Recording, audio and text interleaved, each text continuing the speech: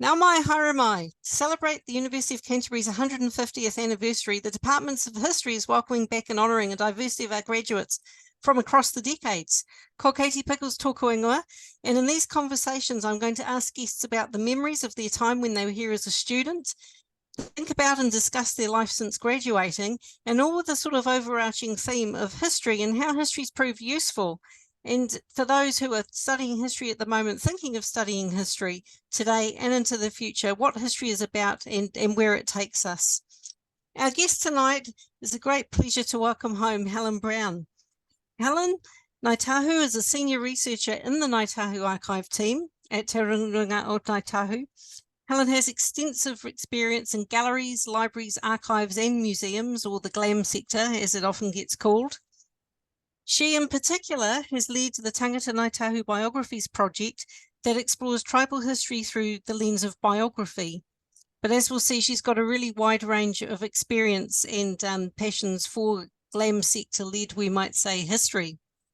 She's the editor of Tāngata Ngāi Tahu, The People of Ngāi Tahu, Volume 1 with Takerei Norton, which came out in 2017, and Volume 2 with Michael J. Stevens, which came out in 1922, both with Bridget Williams Press. And Volume 1 was the winner of the 2018 New Zealand Heritage Nonfiction Book Award. So Helen, haere mai, welcome back to history. It's great to have you here with us tonight, back in the building. And you finished most recently your master's thesis in history at the beginning of 2020, and you're quite typical of a lot of University of Canterbury graduates, in that you'd graduated decades earlier with your BA and your English degree, and we're going to talk about that and come up forward in time through a lot of your career and what you've done and your achievements. And then you came back and studied history in the department and wrote a thesis. And your thesis was about the law and history of South Island Māori, which is a book, a text, that was first published in 1952 by William Anderson Taylor. And how did you become interested in Taylor?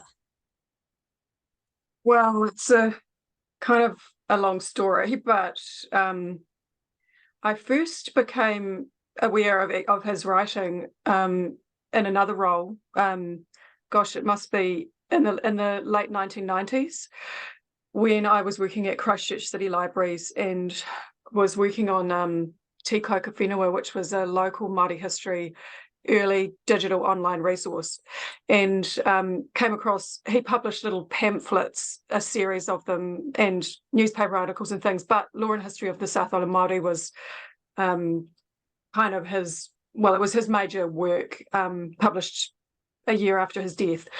At that time, I really didn't know anything about him, but just knew that he had this output as a writer, but then also as a photographer.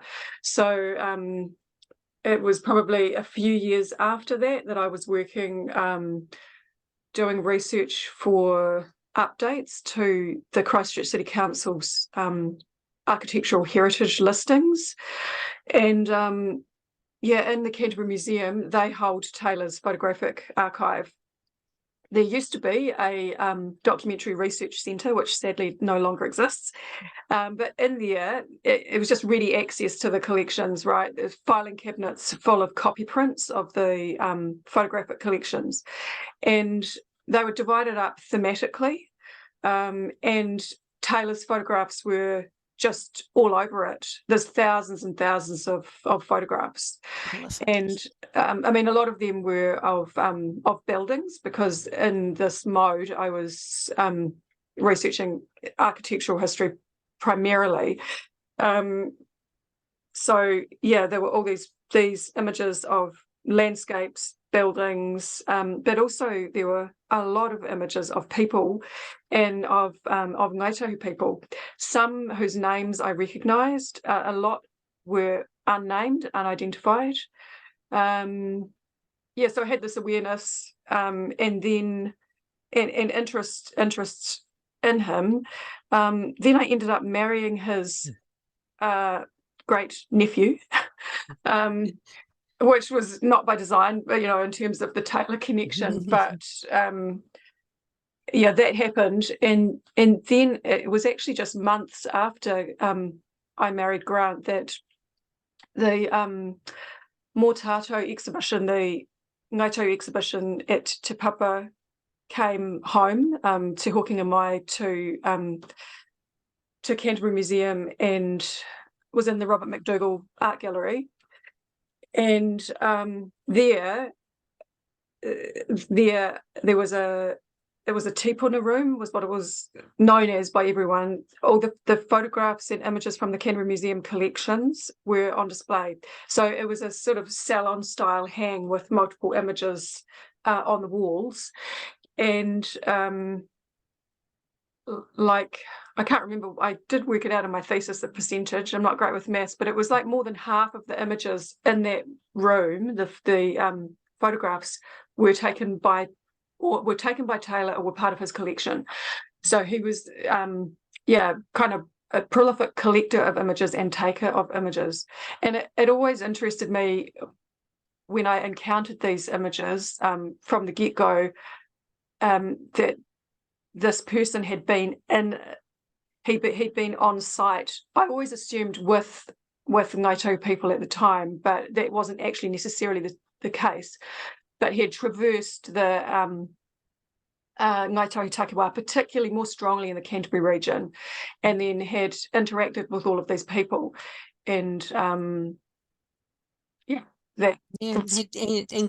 captured with the camera, isn't it? Yeah, and that his work came to speak for and speak about, wasn't it? I think that's something that your thesis like interrogates in all its complexities, like you say, about half of the images, and it becomes part of sort of a memory making and collective consciousness, these photographs, and you really got behind sort of that behind the camera, wasn't it?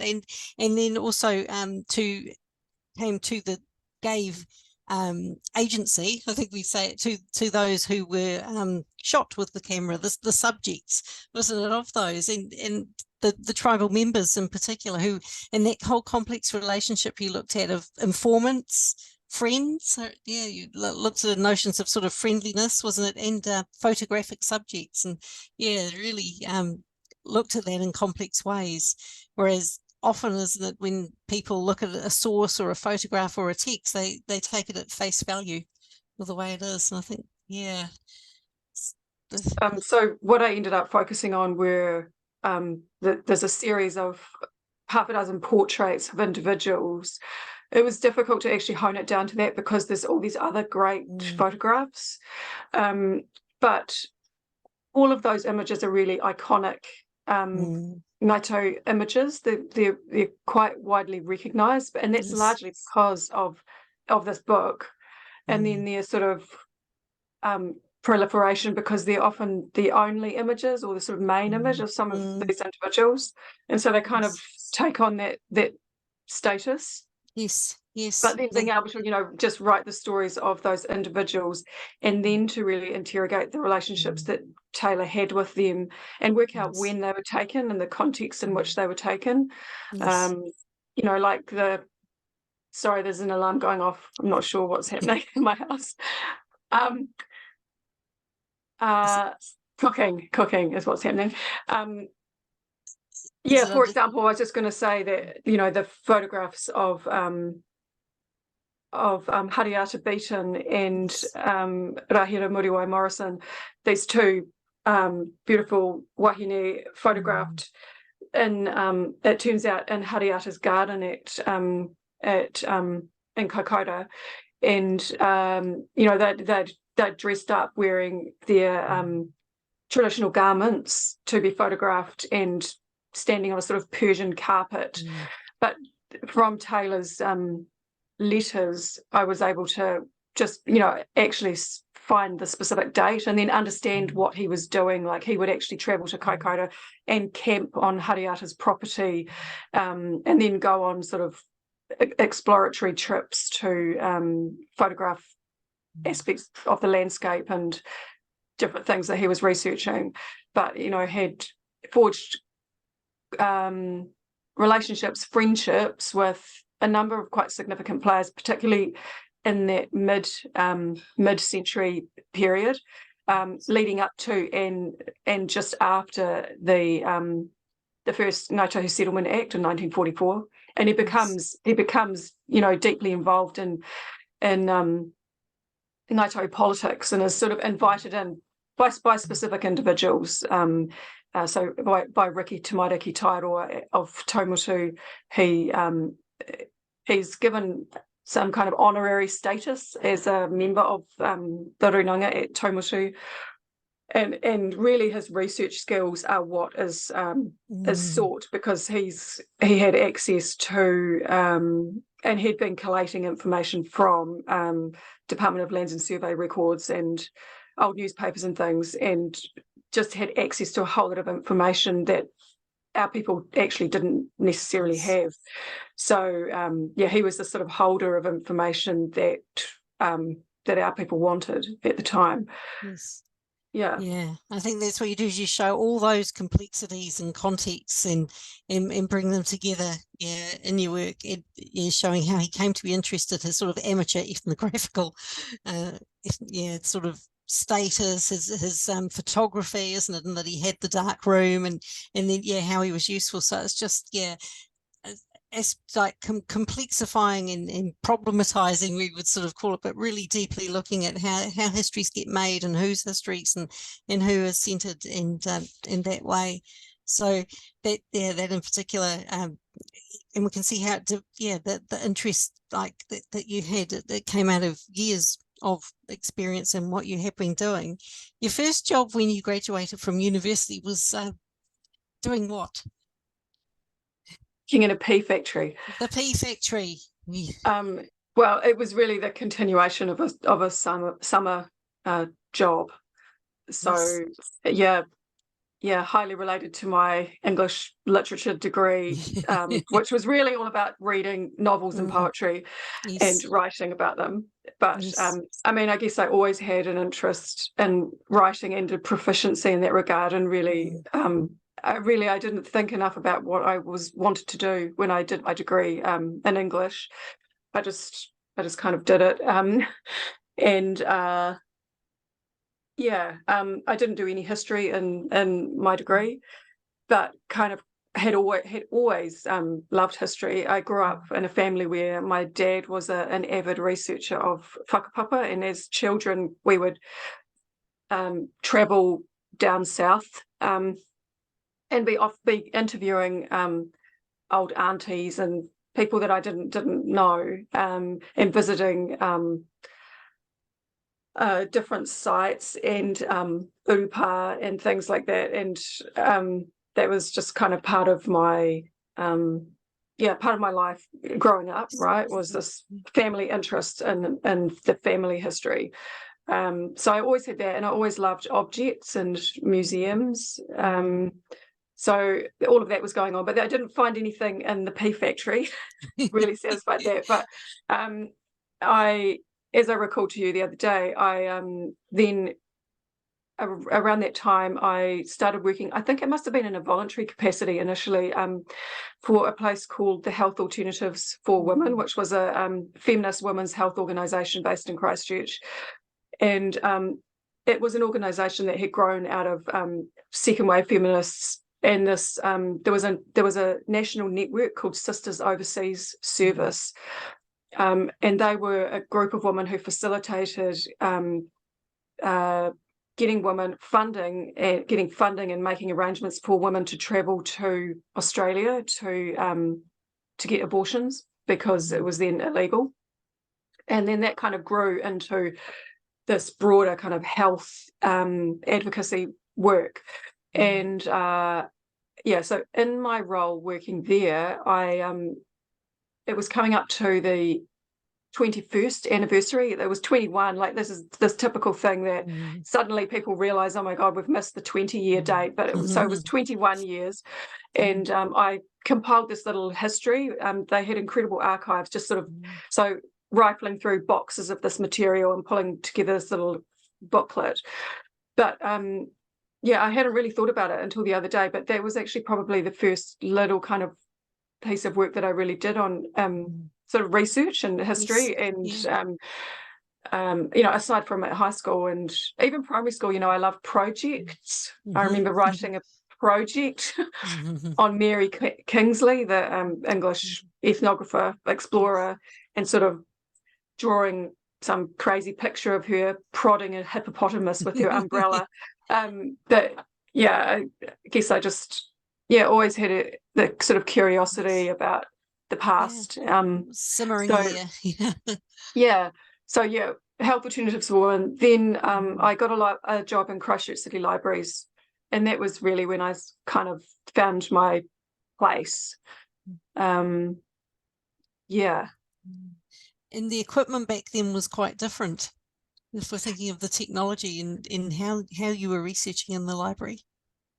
Yeah, so I was working, it was in what was then called the New Zealand Room, and I was a reprographics assistant, which is the person who runs the photocopiers, basically, but also microfiche, microfilm, and there were lots of card indexes.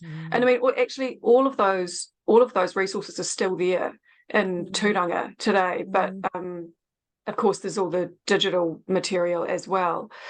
So I used to spend my spare time just combing through old newspapers, and I mean, I still love that. I mean, this was clearly, it was before the advent of Papers Past, which is just such a rich, incredible resource. But I've still got stacks of just random photocopies of things from newspapers that I collected during that period. And I also started doing research then on Jessie Mackay, who's on my mother's side of the family. She's a great aunt of my mother's, and she was a feminist poet, journalist, and so she was the lady editor of the Littleton Times, and so I was gathering material about her as well. And so it was sort of a bit of a hobby in a sense. But with working at the library, Hanita Pearce, who was then the sole charge Māori librarian, she was the Māori resources librarian,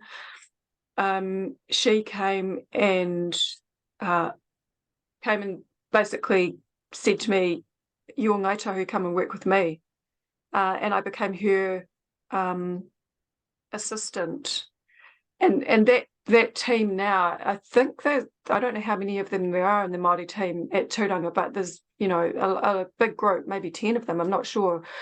But it was just me and Hanita. This is in the late 90s.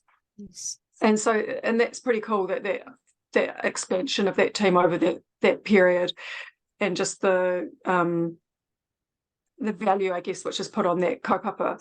And with Hanita, I worked on a really early sort of venture into digital online history, place-based storytelling, which is Te Kai Kawhenua, this local Māori history website.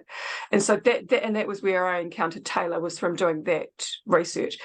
I didn't realise at the time how riddled with errors some of his work is. I mean, that was an amazing project. I think it was launched around 2000, because and my daughter was born later that year. But I remember, we had a launch for that at Rehua Marae. It must have been in 2000. But that resource is still available online. It's been added to over the years, but still, essentially, a lot of the writing and the sort of whole concept is as it was when we launched it in 2000. And it also incorporated, so that there were maps, and so you can search for places and marae spatially on maps, but also through like an index sort of list. And it was one of the things that sort of inspired Kahuru Manu, which is the Ngāi Tahu Cultural Mapping Project. So unbeknownst to me at that time, well, it was a bit later actually, Takerei Norton, who's the manager of the Ngāi Tahu Archive now, he was aware of that project, but also at the same time we're starting to collate information on maps. So in a sense it has a correlation, because now I work on Kahutu Manu as well, or have been involved for the last 10 years. Kahutu Manu, no, Te Whenua. Oh, the other thing I wanted to say about it was that was my first foray into oral history. I didn't know what I was doing. Oh, this was the technology thing. So I was using mini disc, the little mini disc players with that crazy whirring, and then also later DAT, which is another obsolete technology. But I knew that the way that we go about doing doing Māori history is we're talking to our kaumātua. Our kaumātua are with us. So at that time it was the late Rakehia Bricktoe. He was the Ngāi Tahu sort of leader of the project, and Terry Ryan was also involved as well as the library's kaumātua. But I just went out and interviewed a whole lot of our old people at marae. This was in Canterbury, and like I said, I didn't know what I was doing, but I always liked talking to old people. And I just always loved that immediacy of people's storytelling, and I still value that and love that. But oral history and place-based history have really been part of my sort of career ever since that time, and the late 90s. Yes, yeah, definitely. You've done a lot there, and you also, like you said before, you've done a lot with like buildings and places, to maps, to people, and breathing life into all of those, and often the connections between them. Yeah, no, definitely.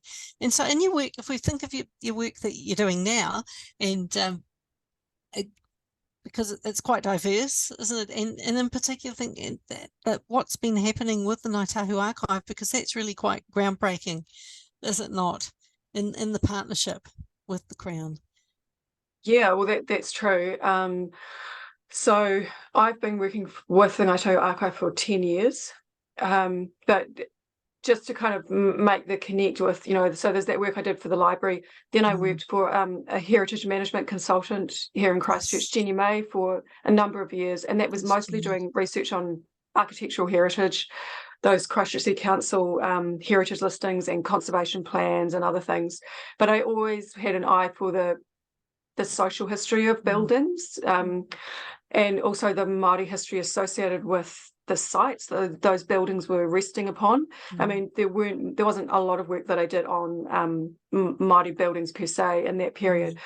And then I went and worked in the Māori team at Historic Places Trust for about 7 years. So there was sort of those three things, and it really just all came together with the work that I'm doing now. So I felt, I tend to sort of say that I worked with and for Ngāi Tahu for the last 20 plus years in different capacities with different hats. So in all of those roles, there's been an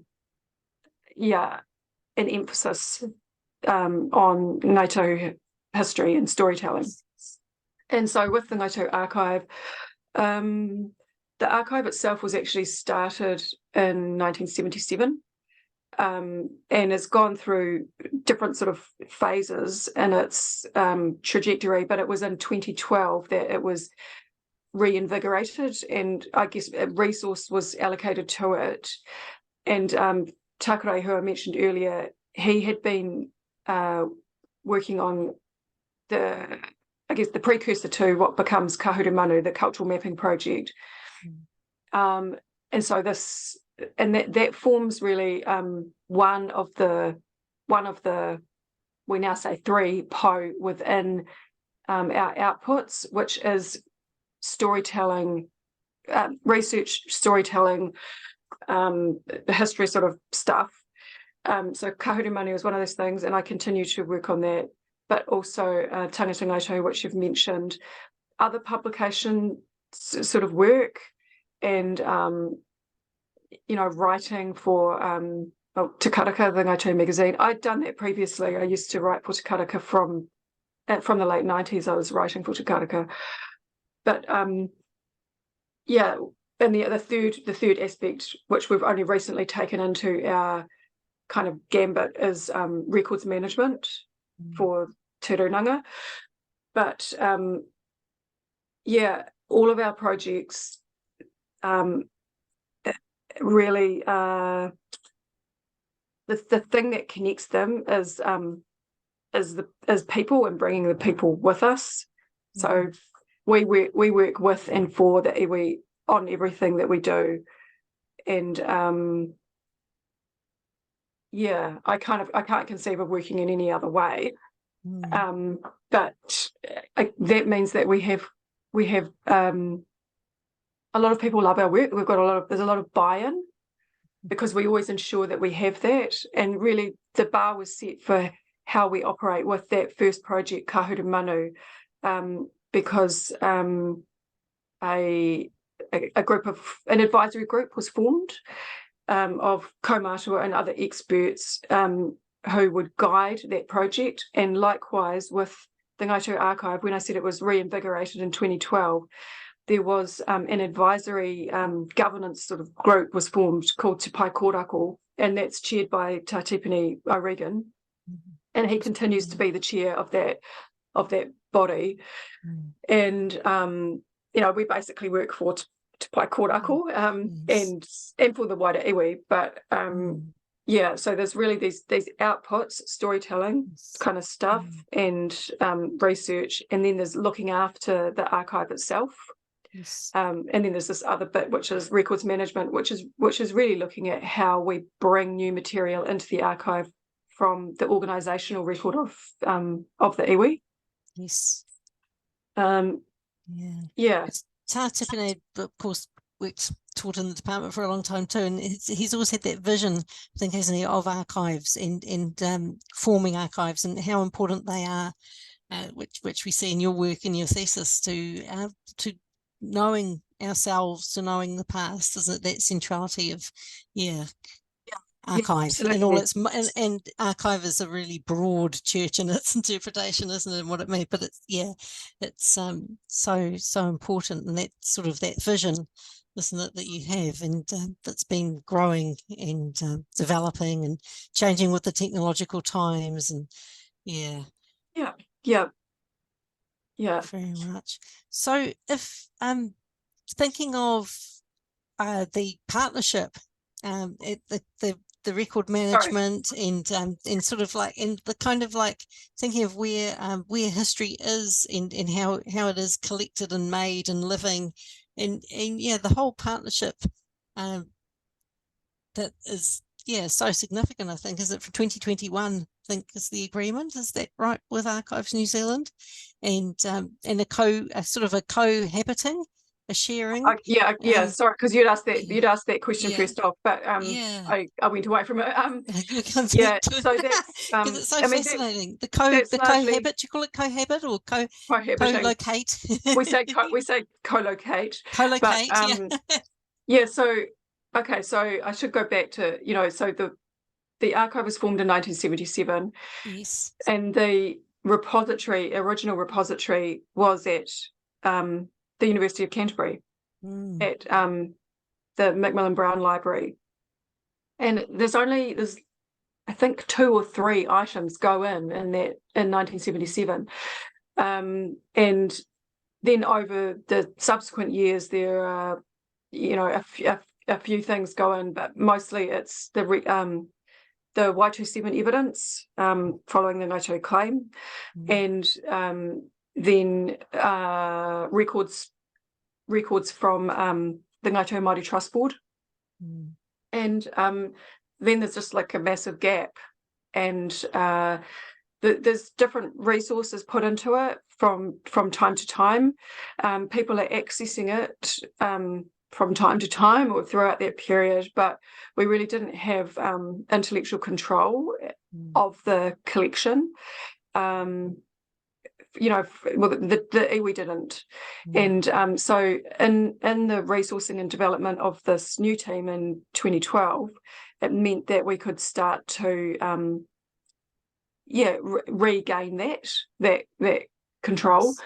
And just that knowledge and familiarity with the collection that you've really been separated from for so long. And so now, aside from a very small number of items, some manuscripts, that collection is all with us now in our flash stacks at the Archive New Zealand building. So for us, we've forged this identity with this independent, tribally financed, entity. We're forging our own way, all of this, and then it might kind of look a bit odd that then we've gone and we're co-located with the Crown. That's sort of the antithesis of what you might think, but it makes really, really good sense for us, because we're not playing a sort of bit part in that we're there on in our own sort of mana, if you know what I mean. But absolutely. So post-quake, Archive New Zealand, their building was badly damaged, and so a new building was built at Wigram, and there was always the potential built into that building for a partner agency. Originally, Ngāi Tahu Sound and Vision was potentially going to go in there, but they didn't in the end. And really, the reason it's the relationships between some individuals, in particular Jill Journey, who's our amazing senior archivist, without whom none of this would have happened. Her and Takerei, in terms of relationships with senior Archives New Zealand staff, and so it's really those relationships, and then our trust in those relationships as well meant that we could sort of consider this option. And we've been there for, I think it'll be 3 years in January. And it's brilliant because it's the state-of-the-art facility. It's got, humidity, climate control, security, pest management, all of that stuff. In our tribal headquarters, Te Whare o Te Waipounamu in Addington, we couldn't do any work. My colleagues couldn't do any work on the paper record at all because there was just no space. And all of those concerns about security and humidity and stuff. So all of that's addressed. So we basically have a lease on different parts of the building. But the other thing that is really key, or there's many things, but another thing is is being located with professional peers, because it means that we can tap into the expertise of the Archives New Zealand staff, and equally they can come to us to sort of get advice or opinions on different things. And another factor there, which is a real connection, is the archives themselves. I mean, sometimes, so we have all these holdings that we're caring for, right?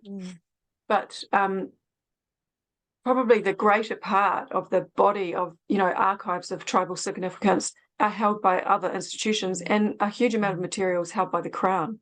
Yes, absolutely. So us partnering with Archives New Zealand, it means that we're able to they're still looking up. Our stuff is very distinct. It's totally separate and a separate part of the stacks and all of that. But just having that proximity to that original material has got huge advantages, and that's already been really fruitful in terms of our own research, but also for Archives New Zealand too. And it's just really nice collaboration. And there is potential for us to. We are looking at the potential to relocate from Wellington some of the Ngāi Tahu related material that is held there. There's no difference from an Archive New Zealand perspective and it being in Wellington or being in Christchurch or being in Auckland, say. But for us, having that proximity, at least having that material within the Ngāi Tahu takiwa is huge. I can't it's countless times that I've had to travel to Wellington to access some of that material. So that's in train at the moment as well. And the new chief archivist, Anahira Morihu, she's very, very pro that, and we're sort of taking that conversation forward. Yes. Like an internal repatriation, because a lot of times it's repatriating materials internationally, and this is like iwi based. It makes a lot of sense, doesn't it? It really does. It's because I know that all sorts of work on the horizon that way, and you've got lots of connections with what are often termed Indigenous archives, like internationally, in the whole growth of ownership, isn't it? And very much about that. I mean, an important thing that we do is that we create records in our system for material that we don't hold, and we will increasingly be doing that, and we either obtain a digital copy which we surface through our system, or we point to the holding institution. But we always point to the holding institution in terms of its provenance. But we're essentially doing that access work of those institutions, and we can just provide really rich contexts which make sense from an iwi perspective. So we bring that to the game. It's quite it's beyond the photocopier, like the what you can find, isn't it? And like it's just amazing for sources, and what there is, and but then still, like you say, the actual material objects still need that real protection. There is that grounded material sense, as well as then the copied and then the put onto online sources. So I mean, like I was saying earlier, there's this huge collection of the Y27 evidence, so the evidence for the Ngāi Tahu claim. But when you look at that material, great swathes of it are photocopies from AJHR maps and government records and stuff. And so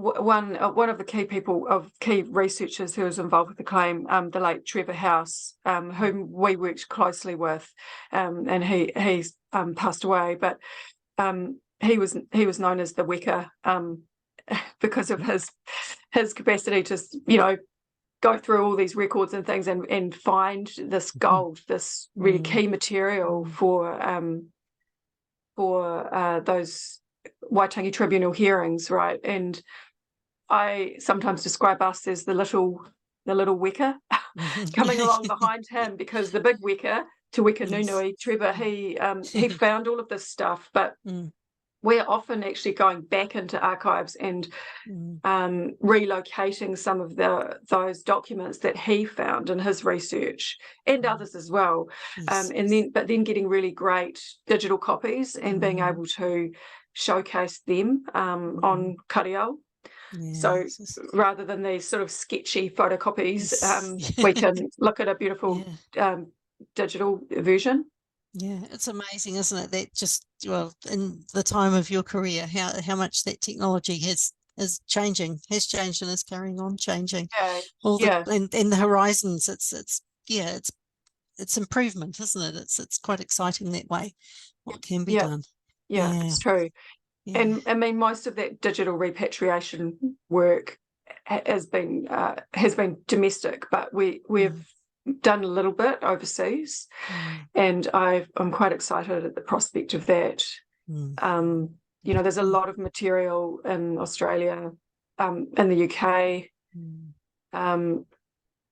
less so in the United States, but there is definitely some stuff there. But with like you say, with the changes in technology, there's, with so many kind of finding aids and just indexes and cataloguing and things going online, it's incredible what you can turn up. That's It's previously been hidden, buried. Yeah, exactly. the week of fun. Yeah, yes. So kind of finally, like for people who might be considering a career in the GLAM sector, and some of the jobs that you've been mentioning you've done, have you got any advice of what you'd suggest or how to It's get just into it? I mean, it's really, if you look at what I've done, it's not, it makes sense when you kind of plot it out, but it's really just kind of taking up opportunities and following your passion with it. I mean, yeah, I kind of was shoulder tapped into every role that I've had, and really it was because of my interest and yes, passion for the subject. And and you know, a lot of I often say this, that for me and my colleagues, we have a sense of vocation about this work. And I don't think that that's necessarily key, but that's what's helped us to fly, you know, as a team. And it's vocation, it's service. You sort of that's right. you enjoy it's true. sort of that giving back often becomes a cliche, doesn't it, these days? But it's very much that sense of service, and people aren't doing it really for their egos, are they? I think we say that way, or to sort of become a celebrity or famous. It's this real sort of passion for history and the past and memory and society, isn't it? It all just sort of comes together in these forms of archive and museum and library and gallery, and it's just it seems self-selecting. I think a lot of students just know they want to work in the GLAM sector. It's quite fantastic, isn't it? Yeah, I'm always looking out for them. So it's definitely, I think, self-selects that people are drawn to, and very much so, and for a number of reasons, but often it is, I think, a sense of service and caring and contribution. It's like usefulness, but and creativity as well, and difficulty, like we're saying, and because it's not easy, is it, like sleuthing out everything, being that weaker. So, well, Helen, it's been really fascinating, amazing to bring you home to history, and really to honour you and all you do, and over the years, and that you continue to do, and it really seems that things are really flying in your world at Ngāi Tahu Archive, and there are so many stories to be told, obviously, aren't there? It's like you're not running out of things to do. Quite the opposite, you're always so busy. So we really, really appreciate you taking the time for this, and just thinking about how you've been talking us through what you do and how it has evolved. But very much what fascinates me about you is you are the glam person. You are, and I know we're saying it's not, you don't do it for the glam, but it's the irony, isn't it? That you've got the galleries and that exhibition focus, and you see that through your photography, the libraries, as you've told us, very much the textual sources, the books with your English, and that there, the whole art is there very much with you, and the archives, as we're saying, a central part of what you do, in the museums as well. You spoke about when you go to them as a child and still do, and those whole connections between those different places and the different sources that they often display, the material, the visual, the oral, the textual, and it all comes together, does it not, in your interest? So I think you just sort of encapsulate GLAM for us in what you do, and all within this very passionate and centered way, which is so wonderful through, in particular, the archives for, by, with Ngāi Tahu, and how that has been very much a vision, isn't it, that has been around for a long time now. It's always been around, but it takes different forms, and the different ways that whakapapa are incorporated, grow, live, and transform with so many different factors. So thank you so much for coming home to history, and I'm sure you've given us lots to think about, lots of research, and for those who are interested in pursuing such a career. And go well. Thank you very much for your time, and we look forward to the new acquisitions and the new histories, the new knowledge that is coming our way. Ka kite. Kia ora, ka kite.